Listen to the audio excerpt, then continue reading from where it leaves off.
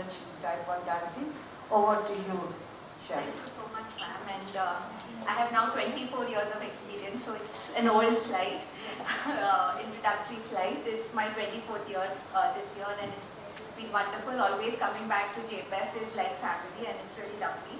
I'm going to be speaking on myths and facts because I'm sure all of us every day wake up with WhatsApp messages from friends, family, patients asking us, should we do this, should we do that, and the celebrity influencers and self-proclaimed experts are just increasing on social media asking to do ghee, all food ghee, all eat as many mangoes you want, and there's so much of confusion that we really don't know what to answer because is there any new study or is there any new research that is being done which is actually promoting these things. And that is why I think very important is we also keep reviewing literature and seeing as to what is really the facts. I'm sure every day if you want you can go on a different diet. I remember when Kate Middleton got married and I was managing one of the princesses in India, and she said, I want to do the same diet which Kate Middleton did. It was the Dukin diet. So, honestly I had no idea what the Dukin diet is. And today there are so many different kinds of diet. People come and tell us that, plan a diet which only has 20 grams of carbs.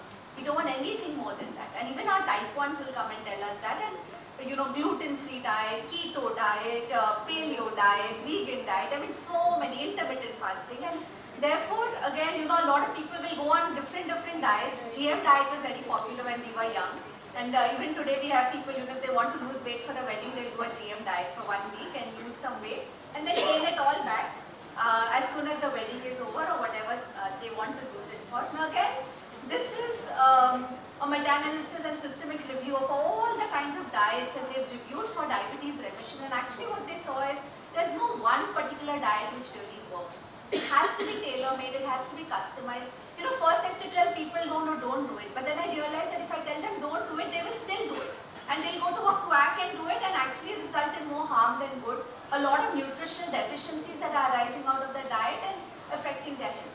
So today I think it's very important to have that discussion. Again, it has to be tailor-made, customized, and it is not a diet for all. For example, a low-carb ketogenic diet, we know it excludes so many food groups. You can't have, especially for, in South India, imagine telling people don't have rice, don't have dal, don't have fruits, don't have starchy vegetables. So the list goes on and on. So a lot of nutritional deficiencies arise out of it. Again, we don't have long-term data in terms of this diet. And therefore, it has to be very meticulously planned by a qualified dietitian who knows to plan these diets. Again, it has to be very, very well trained because you have to keep a particular percentage of carb, protein and fat and also take care of all the nutritional deficiencies. And again, this diet, we don't have long-term data in terms of what can be the consequences if done in the long term. So for a short period of time, under strict medical supervision is fine, and this applies to all the different kinds of diets that are arising. In fact, the ADA 2024 guidelines very clearly state that somebody, because today we are all talking about diabetes remission. In fact, that itself has become a multi-million-dollar industry today, and people are saying, you can reverse diabetes, not only type 2, even type 1. And we have a lot of people going and succumbing. I have people who have even sold their land and gone, in this of cure of type 1 diabetes. And we have a lot of these stories that we hear daily. Now again, ADA says that yes, diabetes remission is possible, but again, we cannot say reversal. Because reversal is a very tall claim because then the person, once they've got diabetes into remission, they forget about it, they don't check their glucose levels, they go back to their old lifestyle and then they get diabetes again, but they really don't know. And only when they get to know is when the situation becomes really worse. And therefore, if you want to bring diabetes into remission, weight loss is the driver.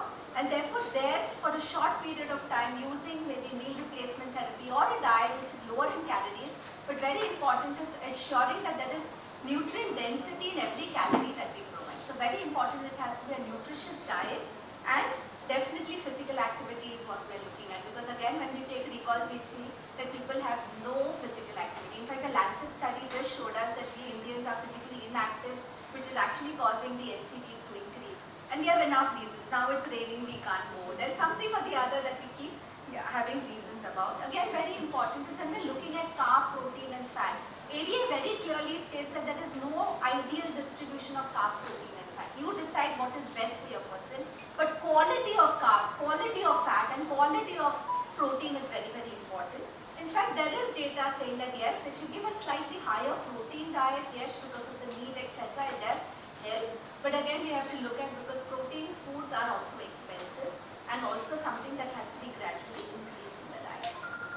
is something that we hear. In fact, I was somewhere the other day and somebody was eating a packet of biscuits and I knew she has diabetes, uncontrolled diabetes, and I said, why are you eating biscuits? No, I have to eat every 2 hours. And we constantly are in that postprandial state. Again, do you think it's a myth or a fact? Does every person with diabetes have to eat every 2 hours?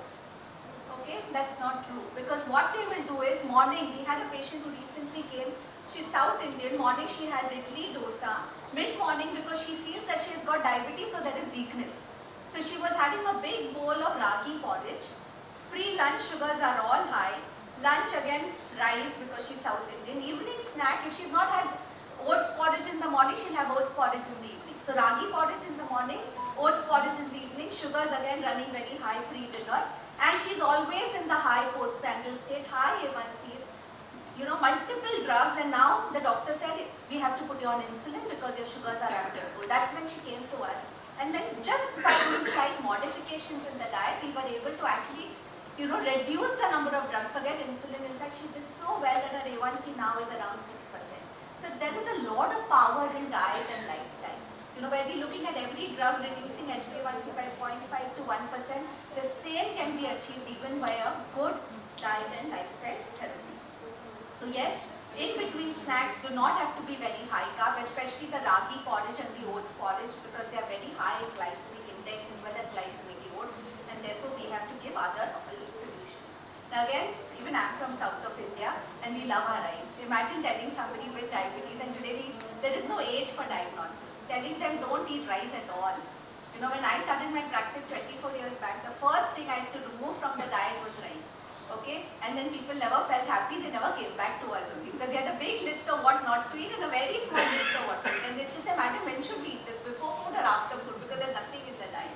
Okay, so again with rice, it is definitely, the kind of rice is also very important. There's a lot of studies being done now, and the long grain rice has a lower glycemic index. The brown rice, Dr. Mohan Center has done a lot of studies with brown rice. We have our red rice, palm oil rice, these are very good. But very important is how much to eat. Even if it is good and healthy, doesn't mean you can eat ad libitum, because the glycemic load of the meal then goes up. There's Telangana soda, in fact it's available now, I cannot take the brand name, but yes, it has a lower glycemic index because they have done studies on it. Again, when we talk about rice, very important to remember is the quantity that we're eating. When we tell people eat a bowl of rice, they will go and look at the biggest, and here it's a heap full of rice and very little vegetable and curry. So we have to tell them that 1 cup of rice, which is your measuring cup, the biggest cup, roughly gives you around 30 grams of carbs and 150 calories. Again, make sure that we add enough of protein, fiber, follow the food order, and use the long grain rice and aged rice. I remember as a child, my grandmother always looked for the old rice, aged rice. And today we know with science that yes, the aged rice has got a lower glycemic index. So these are tips and tricks that we can tell our patients. Again, South India we eat lemon rice, tamarind rice. Automatically the GI of the rice goes down when you add these things, and the moment you add more vegetables, protein and all, also it helps to improve the postprandial blood glucose levels. This last year we celebrated the International Year of Millets, and let me tell you, everybody switched to millets. Morning breakfast was millets, lunch was millets, dinner, everything was millets, including the ragi chips. In Bombay, where I am from, everybody will have ragi chips because ragi is supposed to be God's gift for diabetes. Okay, and if you see those chips, they are deep fried, extremely salty, and people will have it because they think it's very healthy. And if you look at the nutritional composition, if you look at the carbohydrate protein, they're very similar. Yes, there is some benefit because there is additional polyphenols, the amount of fiber, etc. is definitely better. So again, if you look at this study, which is again done by Dr. V. Mohan and team, they've looked at the glycemic index of the different kinds of rotis which are made from millets, whether it's jawar roti or sorghum roti, it has a GI of 84.1, maize roti, the finger millet stiff porridge, we just spoke about the ragi porridge. If you look at the GI, it is 98. So it is a very high glycemic index, and our people with diabetes do have it because they want to get some energy and strength. They'll go to the doctor and say, give some multivitamin, or they will want something which gives them more energy and strength. So finger millet definitely has a high GI. And again, millets, when we're looking at it, they have a lot of anti-nutritional properties as well. And therefore, it has to be cooked in the right way. So, debranding, unpolished, soaking, germination and fermenting and then cooking is the process to be followed to make sure that the anti-nutritional properties are destroyed and we get the benefits of them. Now we wouldn't say don't eat millets at all, but again have it like it's supposed to be had. You know, we have like ragi mutte with something, or we have the ragi puttu along with kadla curry. So you know, again the cereal pulse combination and making sure that we having enough of legumes, vegetables and the healthy fat, and therefore bringing down the glycemic index as well as the glycemic load of the meal. Now broken wheat upma, which is called lapsi, or you know, it is the broken wheat. If you see the glycemic index, it is 51. So this is another good option that we can tell our people to have. So instead of having rava upma or you know, something which is made of refined flour, you can tell them to do broken wheat, add a lot of vegetables, add some sprouts. So again the nutrient quality goes up, the diet diversity is there, as well as we are achieving good postprandial glycemic control. Again the white chickpea sundar and the, you know, these again work very well because they have a lower glycemic index. So again we have to look at our traditional foods, and there is so much of science in our traditional foods, whether it is getting the right nutrient quality, the diet diversity, and also improving the postprandial blood glucose control. But what we need to keep in mind is portion control. I think that is where we use the plot. You know, we think that if it's healthy, I can have it in ad libitum, but that is something that we need to look at. Again, the NI and ICMR 2024 guidelines, which are recently published, state that not more than 45% of energy should come from cereals and millets. Again, therefore, reducing the amount of cereals and millets, because our consumption of cereals and millets is high, because protein foods are expensive. And therefore, to meet the calories, a lot of our population will rely on cereals and millets for their calories.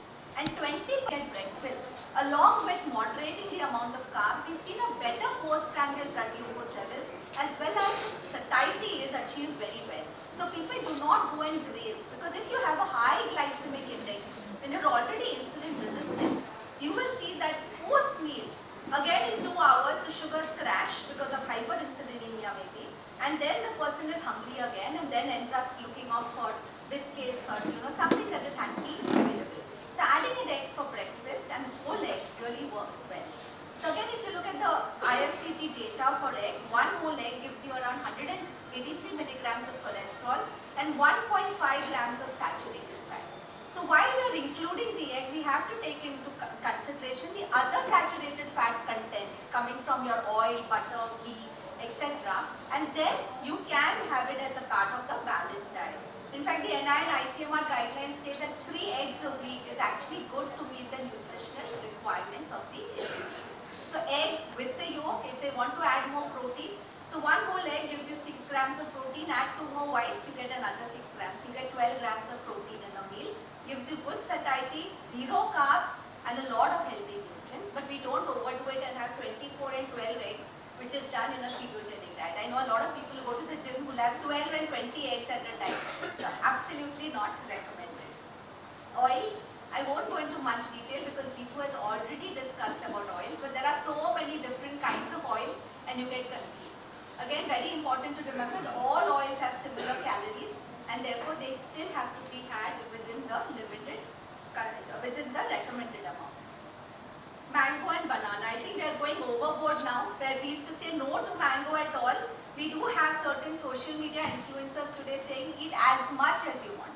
In fact, one of the persons we recently had was advocating the use of 600 grams of mango every day. Okay, that is the amount, and this person, you know, the child came to us with very high blood glucose levels requiring hospitalization, and you know, this is what people are following because they think that these people are the right people to follow. So again, when you're looking at the fruits, they do have a high glycemic index, again depending on the variety, because mango also there are so many different varieties, but if you look at the glycemic load, it is between the low and the medium glycemic load. So therefore for fruits, it shouldn't be the fruit juice, it should be the fruit. So eat the real fruit and don't have the juice, however real they claim it to be. Eat seasonal, eat slightly unripe, and definitely what fits the fist. Again, you cannot have, you know, we tell people to have the mango, they'll go and look for the biggest mango. And then they'll make a mango milkshake, they'll make a mango juice, they'll make a Shrikand and the variety, you know, of different recipes. As a midmeal snack with nuts, preferably pre-activity because it works very well. Okay, I have no time, right? Do I have 2 minutes? Yes. Okay. Then comes oats, muesli and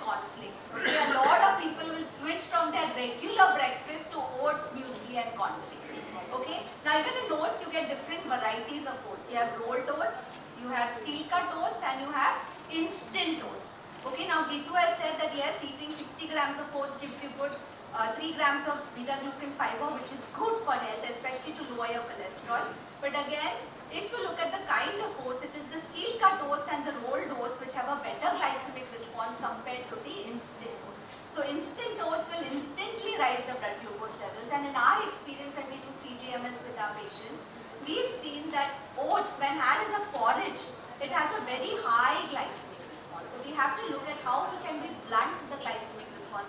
Maybe adding some nuts, having it with yogurt, or having it like a dosa, or maybe making paniyarams out of it. That is a good way to incorporate oats in the diet. But we've seen that with oats porridge, the spike in blood glucose levels is pretty high. I don't know what is your experience. We can maybe look at. Yes, the same experience, right? Again, a lot of people will have oats biscuits because now oats ragi is supposed to be very good for diabetes. So they will have oats biscuit and finish the entire packet. Now, can you see the amount of oats in this biscuit? 5%. This refined wheat flour, that is maida, is the highest. And again, people think that berries are very good because it's good amount of antioxidants, polyphenols, etc. And if you look at the berries that are there, it's cranberry 1.1% and it's candied sweetened berries. So is it going to do any benefit for health? Not at all. And therefore today we are all educating our patients to read food labels. We tell them spend that time when you go to a grocery store or to a supermarket, read the food label and make a wise informed decision. Because today you can write anything on the front of the packet, but what is there at the back in the ingredients, in the nutritive section is extremely important. Again, muesli, you get sugared muesli and you get sugar-free muesli. Honestly, sugar-free muesli doesn't taste as good. So a lot of people will have the sugared muesli because it's got raisins and it's got, the high fructose corn syrup. It makes it very tasty and sweet. So again, we have to educate them on which muesli to buy. Cornflakes, very high glycemic index, and all bran flakes as well. We've seen a very sharp spike in blood glucose levels even with all bran flakes because it's got a high amount of sugar. I tell my patients, stick to your traditional Indian food for breakfast, modify it, make the healthy tweaks, and then you can consume it. I think I will stop there. So whatever I've spoken is actually in my book, which is Diet and Diabetes Simplified. I'll be happy to take any questions.